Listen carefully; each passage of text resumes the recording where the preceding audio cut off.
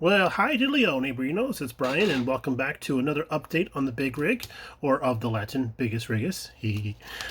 But we want to say thank you first of all to our friend 48 Jethro 79 for the awesome shop card.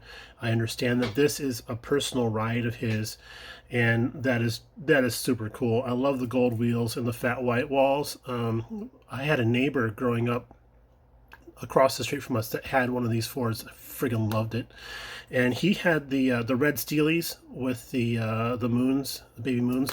I just thought that was a stunning car, and he was always pulling the engine of the thing.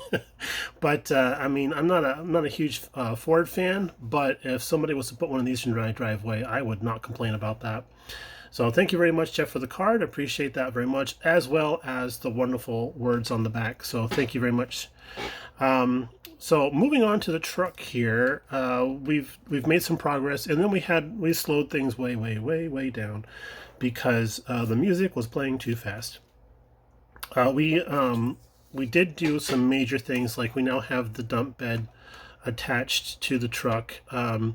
Let's zoom in here a little bit. So there's this rail piece here that's got the wood grain on there. I suppose the wood grain, the wood that would be on here is supposed to help cushion and dampen the whole fact that there's a big box of steel down to the back of a truck made of steel. But I suppose that that's supposed to help cushion and dampen all the harmonics and stuff that go on there.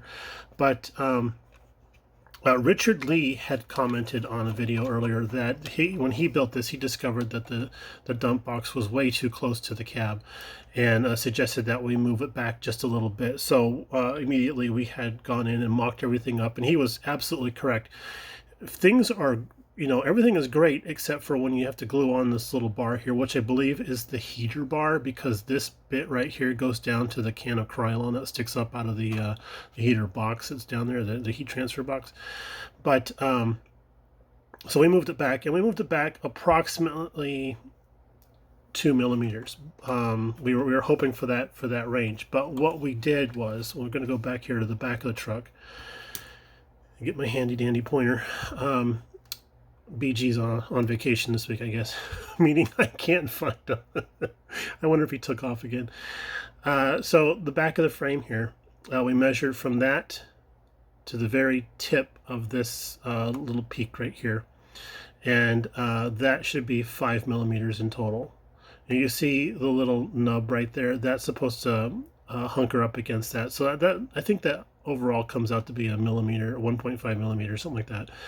But that turned out to be the perfect distance from the frame to there, to be the perfect distance between the cab and the bed. So the whole thing is messed up because of this dude right here. Yep.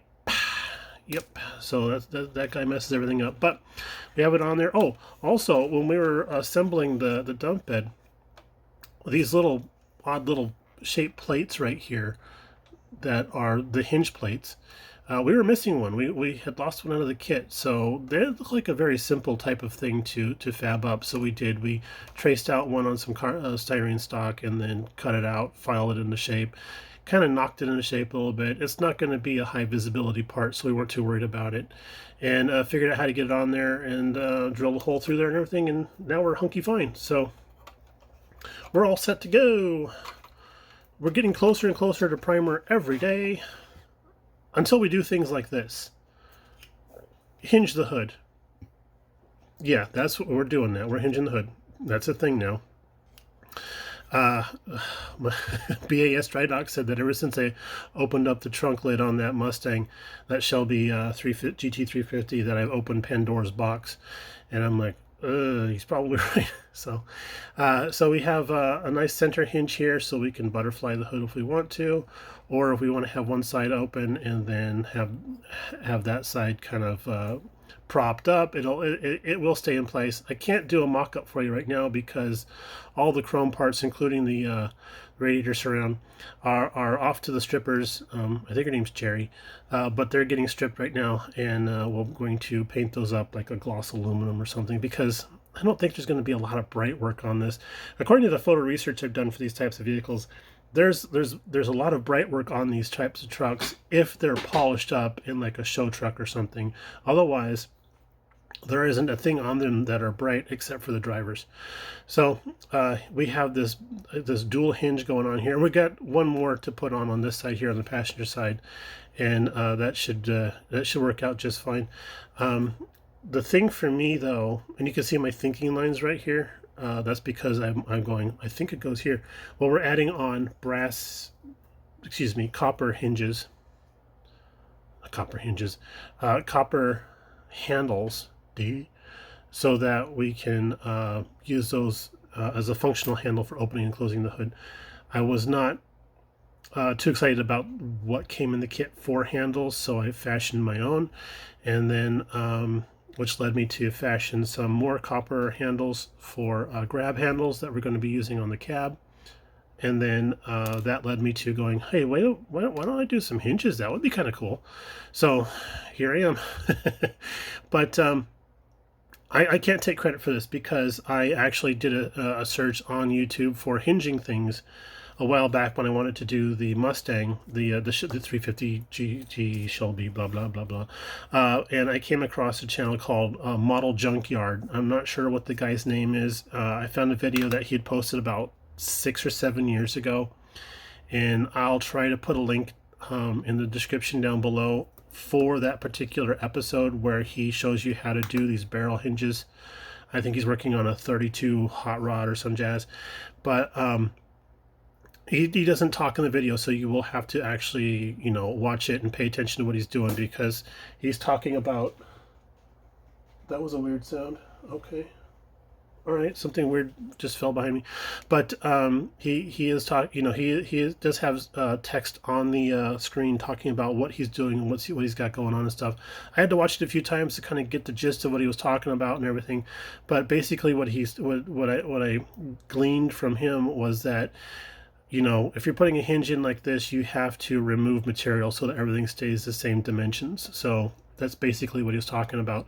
So like on this particular hinge here, I took away material on this panel to keep it the same dimension from the curve to the bottom, and then on the center hinge I had to remove material from both panels. Split the difference, I guess is the best way to say it. What's cool about the aluminum tubing that I'm using on this one here is that it is very, very close to the panel thickness, so that's great.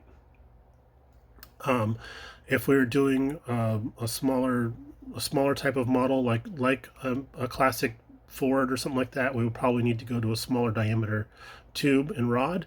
And what we are using is for our aluminum tubing, and this is the only one I had on hand, so I decided to use this, is this 1/16 aluminum tube that we can get at the Lobby of Hobbies for a nominal fee. And then we're using what they call music wire, but I always call it piano wire.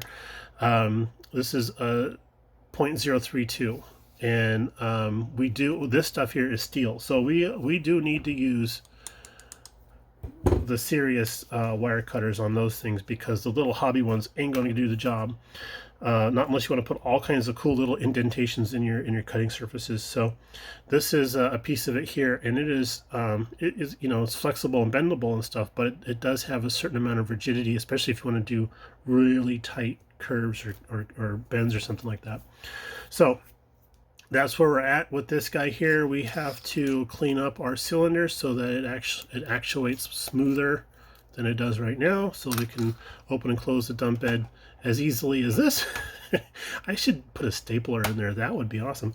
And then we've also kind of gone down the rabbit hole and started fashioning up our own wire for the mirrors, because I did not like what the kit gave us. So this is just a prototype. I'm not 100% happy with it because I used basically paperclip to do this, and it looks like somebody took paperclip and bent it up to make mirror, you know, supports. So there you go. All right, y'all. Thanks for tuning in again. Thanks again to the new subscribers we've been getting. We are almost at the 1,500 mark. We're at 1,475, which I think was a good year. I'm not too sure, but yeah, we're getting close to 1,500.